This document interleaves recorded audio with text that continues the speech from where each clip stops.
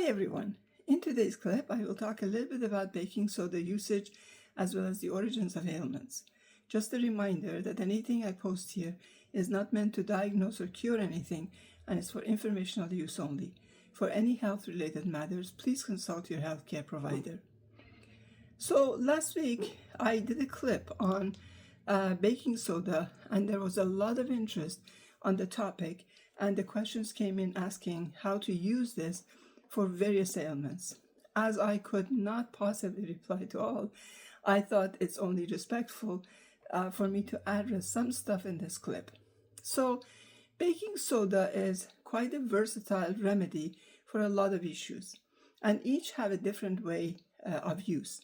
We use baking soda successfully for parasite removal, fungal infections, kidney health, restoring pH balance, reversing acidosis, colds and flu, bladder infections, cancer, diabetes, candida, acid reflux, and a whole lot more.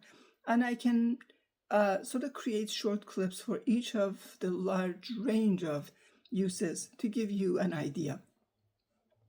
Baking soda is a strong nutritional medicine that works effectively in many clinical situations that we would sort of not normally think of. But I need to also say that it's not a one cure fits all. I want to explain for a quick moment that all ailments starts from one of the following: either emotions, digestive system, or filtration. I have a series of clips that I did on the topic of mind powers sometime last year that speaks to what mind power can be responsible for what ailments. But in short, when you have an emotion, this energy in motion creates a chemical or hormone in the body. This hormone or chemical brings about a thought, and a thought actually brings about a feeling first, and the feeling will bring about a thought, and the thought normally brings about an action. So when we produce more or less of a chemical than we need, obviously the body goes into distress. Just like any nutrition that the body needs, a certain amount is needed sort of for it to be happy, and if that balance is off, the body is unhappy.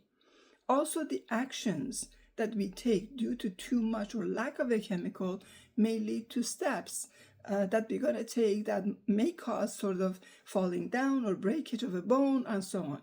For example, lack of serotonin or fluctuations in estrogen or progesterone can cause depression. And a depressed person's actions would be quite different than that of someone who feels happy and well. So as simple as I'm trying to sort of make this is actually a very long conversation and needs much explanation.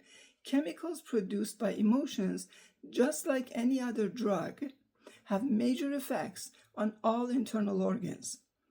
It can make one of the systems to fail or be weakened. If it impacts the digestive tract, for example, the person may suffer from acid reflux, IBS, IBD, peptic ulcers, celiac disease, diverticulosis, or diverticulitis, gallstones, hemorrhoids, lactose intolerance, and a whole lot more. If it impacts the filtration, it can bring about edema, kidney, liver, lymphatic, adrenal, and other issues, and a whole lot more. So it depends. So if ever anyone tells you that whatever you're suffering from is treatable exactly the same way as the next guy, you can be guaranteed that you're being lied to. Is there a cure for all we suffer? Absolutely.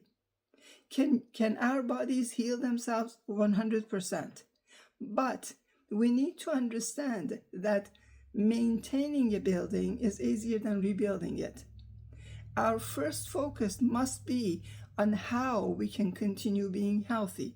And if anything arises, then dealing with it and isolating it is much easier. If we have put the emotions, digestive, and the filtration under tremendous amount of stress for many years due to lifestyle or whatever else, it will take some time to bring it back to normal. As much as I want to sort of reply back to all of you guys, and in one way or the other, explain these distresses that you guys are going through, ultimately, I do not know the actual root cause of the ailment. And all I can do is to talk about it in general terms. For any medication or nutrient to work, the underlying cause needs to be addressed.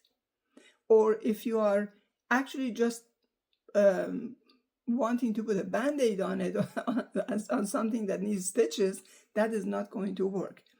The first remedy in all cases is to look into your emotional state. The second, you need to ensure your filtration and lymphatic are in tip-top condition, tip-top shape. Most of the time, when the filtration in the body is working well, the issues are easier to address. That would be your kidneys, liver, lymphatic, and so on.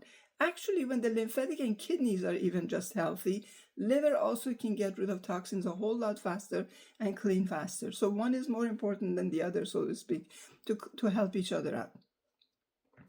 In the previous clip, I was asked about back pain, weight loss, diabetes, ulcers, cystic fibrosis, gout, teeth cleaning, erectile dysfunction, osteoarthritis, and a whole lot more.